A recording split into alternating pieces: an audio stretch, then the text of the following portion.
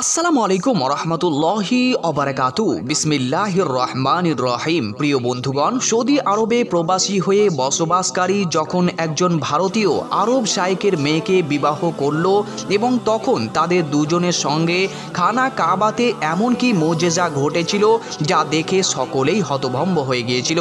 এই হিন্দুস্তানি ড্রাইভার কে ছিল এবং কেনই বা সেই সৌদি আরবের মেয়েকে বিবাহ করেছিল, এটি জানার পর আপনি চমকে উঠবেন। অতএব এই সত্যি ঘটনাটি জানার জন্য ভিডিওটি একটু স্কিপ না করে শেষ পর্যন্ত দেখতে থাকুন। ভিডিওটি ভালো লাগলে অবশ্যই একটি এখনই লাইক করে চ্যানেলটিকে সাবস্ক্রাইব করতে ভুলবেন না। প্রিয় বন্ধুগণ, তো চলুন ভিডিওটি শুরু করা যাক। প্রিয় বন্ধুগণ, এই ঘটনাটি সৌদি আরবে ভারতে প্রবাসী হয়ে বসবাসকারী একজন ড্রাইভার এর, যার নাম আসিফ বলা হচ্ছে। প্রিয় বন্ধুগণ, সৌদি আরবে দামাম শহরে 70% মানুষই তেল বের করার জন্য নিযুক্ত থাকেন এবং এখানকার মানুষেরা অনেক বিত্তশালী এবং ধনবান হয়ে থাকেন। এই এলাকাতে একজন আরবি শেখ বসবাস করত, যার নাম ছিল শেখ জাহিদ বিন হান্নান, এবং সে সেখানকার মধ্যে গরিব ব্যক্তি ছিলেন, যার কারণে সে ড্রাইভারের কাজ করত। তিনি তার পরিবারের 3 মেয়ে এবং স্ত্রীকে নিয়ে বসবাস করত।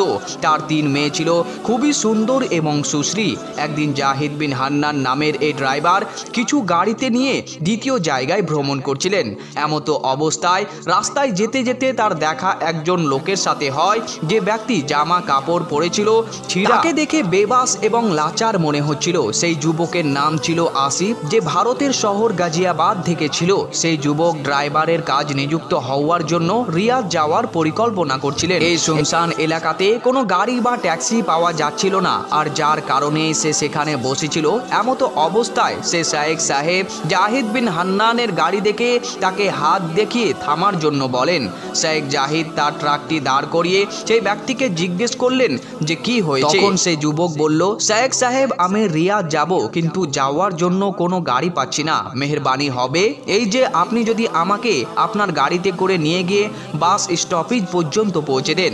এ কথা শোনার পর শেখ জাহিদ তাকে ট্রাকে চাপালেন এবং তাকে নিয়ে যেতে আরম্ভ করলেন এবং তাকে বললেন যে আমিও রিয়াদেই যাব, এই জন্য তোমার কোনো চিন্তা নেই, আমি তোমাকে রিয়াদ শহর পর্যন্ত পৌঁছে দিব। প্রিয় বন্ধুগণ, আসিফ নামক সেই যুবক ট্রাকে ভ্রমণ শুরু করেন এবং সে জাহিদের সঙ্গে গল্প গুজব করতে আরম্ভ করেন। শেখ জাহিদ তাকে জিজ্ঞেস করলেন যে হে যুবক, তুমি কি করো এবং তুমি কোন দেশ থেকে এসেছো, কেননা তোমাকে দেখে আরবের বলে মনে হচ্ছে না। প্রিয় বন্ধুগণ, একথা শোনার পর আসিফ তার প্রতি উত্তরে বলেন যে আমি ভারতের নাগরিক, আমি এখানে ট্রাক ড্রাইভারের কাজ করতে এসেছি। একথা শোনার পর শেখ জাহিদ বলেন, যদি আমি তোমাকে ড্রাইভার হিসাবে রাখি, তুমি কি আমার ট্রাকের জিনিসপত্রগুলো এক জায়গা থেকে অন্য জায়গায় ইমানদারিতার সঙ্গে পৌঁছে দেবে? এ কথা শোনার পর আসিফ নামক সেই যুবক খুবই খুশি হলেন এবং তিনি বললেন যে কেন নয়, আমি তো এই কাজ করার জন্যই এসেছি। শেখ সাহেব, আমি আমার ডিউটি ইমানদারিতার সঙ্গে অবশ্যই পরিপূর্ণ করব।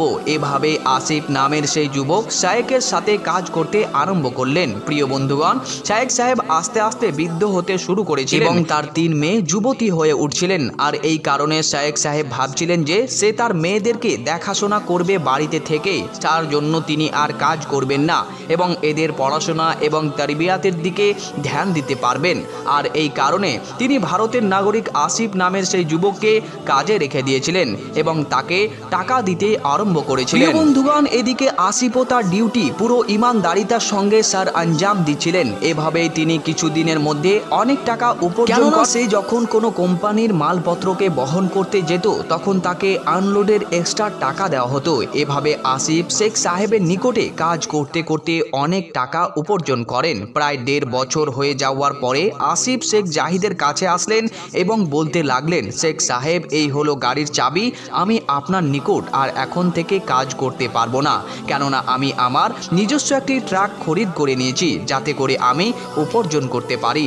এ কথা শোনার পর শেখ জাহিদ পরেশান হয়ে গেলেন। আসিফকে বলতে লাগলো, বেটা, আমার তোমার প্রতি অনেক আশ্বাস রয়েছে, তুমি আমার কাজ অনেক ইমানদারিতার সাথে পরিপূর্ণ করেছো। আমি এখন বৃদ্ধ হয়ে গেছি, আমার 3টি যুবতী মেয়ে রয়েছে, আর বাইরে গিয়েও আমি কাজ করতে পারবো না।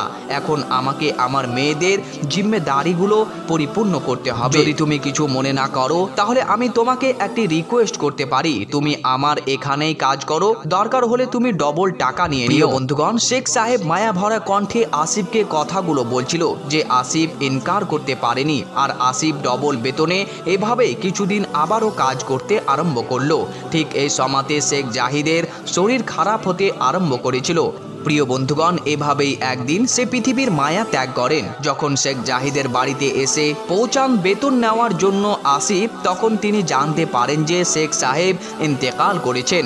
এ কথা শোনার পর সে তো আশ্চর্য হয়ে যায়। শেখ সাহেবের স্ত্রীকে গিয়ে বলেন যে সে আর এখানে কাজ করতে পারবে না। তিনি গাড়ির চাবিগুলো টেবিলের উপরে রাখেন এবং দাঁড়িয়ে যান। শেখ সাহেবের স্ত্রী আসিফকে ছেলে বলে ডাকত এবং আসিফকে সেই ছেলের মতোই ভালোবাসত। তিনি বলতে লাগলেন, তুমি সত্যি একজন ইমানদার ছেলে, এই মুসিবতের সময় তুমি আমাদেরকে ছেড়ে যেও না। আল্লাহর পরে এই দুনিয়াতে তুমি ছাড়া আমার আর নিজস্ব কেউ নেই। বন্ধুগণ, তখন আসিফ বললেন যে সে তার নিজের কাজ করতে চায়, যার কারণে সে আর এখানে কাজ করতে পারবে না। এটা বলার পর সে সেখান থেকে চলে যায়। আর সেই দিন জুমার দিন ছিল, যার কারণে আসিফ শেখ সাহেবের বাড়ি থেকে এসেই জুমার নামাজ আদায় করার জন্য মসজিদে প্রবেশ করেন, যেখানে ইমাম সাহেব খুতবা দানকালে ইয়াতিমের হক আদায় করার কথা বলছিলেন। যেই বাড়ি থেকে সন্তান সন্ততি রেখে ইন্তেকাল করে সেটি একটি ইয়াতিম বাড়ি। এই বাড়ির সাথে নিজস্ব প্রতিবেশীরা তো দূরের কথা, যারা মুখের কথা বলে তারাও মুখ ঘুরিয়ে নেয়। কিছু কিছু মানুষ এমন আছে যারা এই বাড়ির মানুষগুলোকে পাতার মতো পা দিয়ে কুচিয়ে দেয়। এই কথাগুলো ইমাম সাহেব তার খুতবা দানকালে বলছিলেন। তিনি আরো বললেন, সত্য মুসলমানকে এই শিক্ষা দেওয়া হয়েছে যে এই ইয়াতিমদের পড়াশোনা, কাপড় চোপড় এবং তাদের সব কিছু খেয়াল রাখা। প্রিয় বন্ধুগণ, তাদের সাথে ভালোভাবে কথা বলা, তাদের সাথে সদ্য ব্যবহার করার আদেশ দেওয়া হয়েছে। মসজিদের ইমাম খুতবা দানকালে আরো বলছিলেন যে কিয়ামতের দিনে ওই ব্যক্তিকে আযাব দেওয়া হবে না যেই ব্যক্তি তার ইয়াতিমের সঙ্গে ভালো ব্যবহার করেছে। আল্লাহ পাক রব্বুল আলামিন পবিত্র কুরআনুল কারিমে ইয়াতিমের সঙ্গে ভালো ব্যবহার করার বারবার তাগিদ দিয়েছেন। প্রিয় বন্ধুগণ, সেই ইমাম সাহেবের এই কথাগুলো শোনার পর যেন মনে হচ্ছিল এই কথাগুলো তাকেই বলা হচ্ছে। আসিফ এই কথাগুলো শুনে হতভম্ব এবং আশ্চর্য হয়ে যাচ্ছিল। তিনি মনে মনে ভাবতে লাগলেন যে শেখ সাহেবের স্ত্রী এবং সন্তানদেরকে এভাবে ছেড়ে রেখে আসা তার ঠিক হয়নি। জুমার নামাজ পরিপূর্ণ হওয়ার পরেই তিনি আবারও পুনরায় সে শেখ সাহেবের বাড়িতে গেলেন এবং তিনি বলতে লাগলেন যে আমি রাসূলুল্লাহ সাল্লাল্লাহু আলাইহি ওয়াসাল্লামের হাদিসে মোবারক শুনে এসেছি, ইয়াতিমদের দেখাশোনা করা ব্যক্তি আমার সঙ্গে জান্নাতে যাবে। আজকের পর থেকে আমি আপনার ছেলে হয়ে আপনার পুরো বাড়ির দায়িত্ব পালন করব। এরপরে আসিফ শেখ জাহিদের স্ত্রীর কারবার দেখাশোনা করতে লাগলেন এবং দেখতে দেখতে তিনি একটি ট্রান্সপোর্ট কোম্পানি বানিয়ে ফেলেছিলেন। প্রিয় বন্ধুগণ, এরপর শেখ জাহিদের স্ত্রী তার বড় মেয়ের সঙ্গে আসিফের বিবাহ দিয়ে দেন। কিন্তু 3 বছর অতিবাহিত হওয়ার পরেও আসিফের বাচ্চা হয়নি। জাহিদের স্ত্রী স্বপ্নে দেখেন যে তাকে বলা হচ্ছে আপনার জামাই এবং আপনার মেয়েকে মক্কাতুল মুকাররমার কাবা ঘরের সামনে মাকামে ইব্রাহিমে গিয়ে সাজদা করতে বলুন এবং সেখানে দোয়া করতে বলুন। সেই দোয়ার বরকতে আল্লাহ পাক রব্বুল আলামিন তাদেরকে সন্তান দান করবেন। জাহিদের স্ত্রী তার জামাই অর্থাৎ আসিফ এবং তার মেয়েকে এই স্বপ্নের কথা বলেন এবং যখনই তারা এর প্রতি আমল করে তো কিছুদিন পরে আল্লাহ পাক রব্বুল আলামিন তাদের ঘরে একটি পুত্র সন্তান দান করেন এবং পরবর্তীতে পবিত্র কুরআনুল কারীমের তাকে হাফেজ বানানো হয়। প্রিয় বন্ধুগণ, আসিফ সব সময় বলতো যে তার পুত্র সন্তান হয়েছে কাবা শরীফের দোয়ার বরকতে। সুবহানাল্লাহ।